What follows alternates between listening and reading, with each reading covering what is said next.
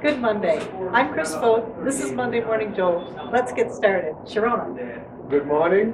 Today we have Niyoki Nero. She's a rock star singer, but my association, the first time I got to know her was in 1987. I went to Glenbrook Mall and she was working at this watch place. She took my watch apart to put a battery and everything came in pieces. And then she was kind enough to put it back together, and it did work. No wonder you remember. And it did work. I thought she completely ruined my watch. And you start working again. It did work. Yay! Somehow she got it working. So that's how far back I go with her. And tell us, what is this? I know you're a Nashville recording artist or like a national recording artist. Tell us a little bit about yourself. Well, as you said, my name is Niyoki, and I was born and raised here in Fort Wayne. My family's here, and I went to Elmhurst High School. And shortly after that, my sisters and I, we did some things with Prince. We were able to tour with him and sing background with him and open with him also. That's great. We opened Formerly known as, now back Yes, as. he's back, he's Prince. And so that was a good, launching point for us as far as really identifying that's what we wanted to do at the time. And after that, I moved to Nashville. I moved to Nashville, Tennessee, and I was able to do a couple of records there, and they were gospel again. I started singing gospel music, and I grew up gospel. My dad's a pastor, so kind of came back to what? Naturally. Yes, Came naturally. 180, 360, I guess it would be, full circle. You ever run into Nicole Kidman in Nashville? Just kidding. You know, right, she does. She lives outside of Nashville in a small town called Franklin. And I always hear stories about people running into, because they're very nice and they're always just around and common stuff, and shopping at the gas stations and just, so a lot of people run into her, but I don't know. I was just kidding. Yeah. So you told us what you do. Tell us, you don't really have them like a regular worker. But how do you kickstart what you do at the beginning of your work day or work week? Well, I'll preface all that by saying when I moved back to Fort Wayne in September, I've only been back here for a year in Nashville.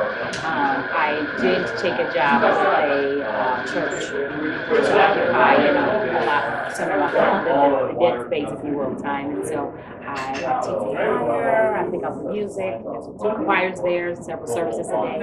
So between rehearsals and Bible study and church services. So there's a couple of things that I do here as far as employment-wise, but it's a great, I love to give back in that way.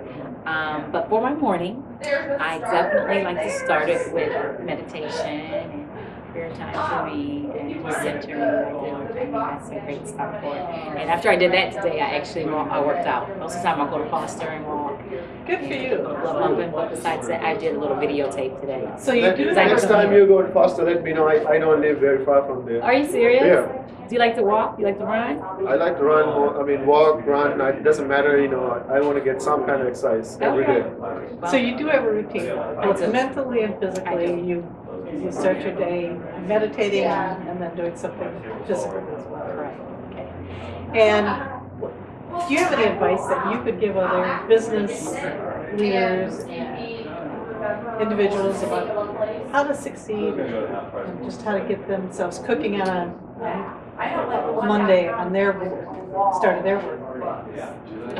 With the success of the day, well, to answer your first question, I think that once you find your niche, whatever that may be that you're good at, it may not come together on your first go around, and that's what I learned from my husband and I. We started D2G Records, and that means Dedicated to God Records, and we did a couple of our projects independently, and it was a lot of hard work and some ups and downs, and we learned a lot along the way. And there's a lot of times we hit our face on the ground, but it was just good lessons, and we were able to get up and keep on going. And because of the success, finally, of our first project, Universal Records took us on and they began to distribute our project. And so, Great. yeah, and so I'm really excited. I'm working on my third album now, and almost done with it.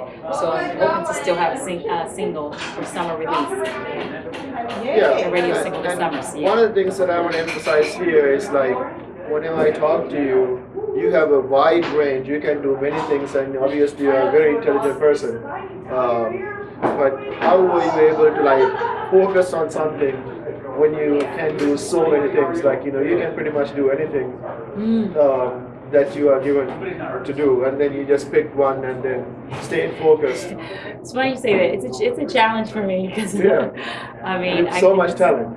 Right, and I'm still working on that. You know, it's not like I have it perfected. I mean, I think when we were able to sing with Prince, I mean, that was another whole genre and a feel to a different kind of music. I mean, so eclectic and there's so many things we can do. And so that even inspired me and broadened my creative mindset. So my albums really do, right now, they have a wide variety of things on it. And some people love that because it's just something different. I mean, like, I feel like we're tripart beings, body, soul, and spirit, and so I don't feel in the same mood in the same way all the time. And so there's some things that are uplifting. Well, first of all the music is uplifting, but as far as, like I say, melodically, the tempo, and some things are slow. I like jazz, so some things have a jazz kind of feel. Depends upon the mood. Absolutely. And so I'm still kind of working on that, like honing a sound for myself and just like your signature sound. Yeah, sticking with it. So. But so far you have done very good. Thank you. Oh, you're sweet. The videos are great too. Thank you so much. Yeah. Thank you. Do you have an adage or a philosophy that guides the way you live your life, the way you approach your career? Well, you know, I just, I'm very faith-centered, and so my inclusion of God, you know, and Him, I like Carrie Underwood say, Jesus, take the wheel. I mean, but my inclusion of Him really leading me and guiding my footsteps, you know. I just really would be lost without the Lord, and that's what my base is. I'm a Christian, and that's my foundational principles, and I just really thank Him for allowing me to take the journey that I have. I mean, it's been good days and bad, but my good has definitely outweighed my bad, and so I'm just really happy to be on this journey called life. And if you could select any superpower, what would that be? If you could choose anything. Well, I'd have to be Wonder Woman. That's a lot of power. The old one or the new one? The old one. The classic. Definitely. Linda Carter. Yes, Linda Carter. Definitely. The bracelet. Yes. Yes. And yeah, because you didn't ask me super character. You said one superpower. That's all right. She's got a lot of them. And I love them all. I like them all. And then, could you tell us something that even those who are close to you, your friends or your family, don't know about you or would surprise them? Well, let's see. I'm kind of transparent to the people that are close to me, so they know pretty much everything about me. But what would surprise most people, I will say I have a 3-year-old. A lot of people don't know that. At least the viewing audience wouldn't know. Well, if you're on my Facebook, you would know that.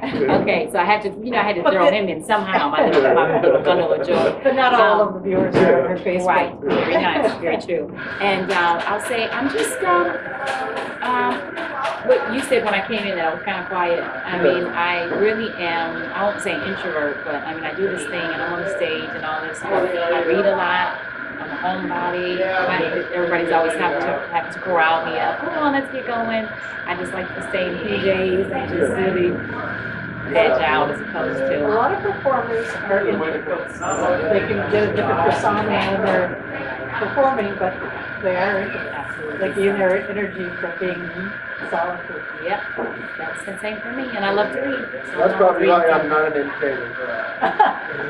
You are an entertainer. You're entertaining me. Yeah, thank you. Well, thank you for being our guest today. My pleasure. But how do people get hold of you? Well, we look to my Facebook page. I have an official Niyoki page. It's Niyooki. And then my personal page is Niyoki Nero. So either one of those. I'm on Twitter. You can follow me at Niyoki.